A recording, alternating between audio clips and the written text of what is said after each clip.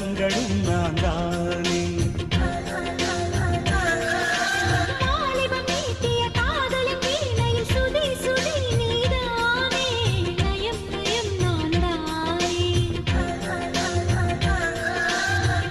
எதிர்காலம் கண்களில் நான் கண்டு கொண்டேன்.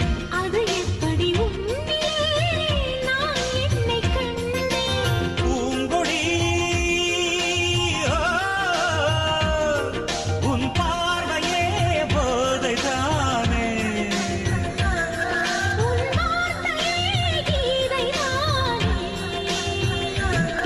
இந்த ராகங்கள் நெஞ்சுக்குள்ளே பொங்குகின்ற பொன்வேளை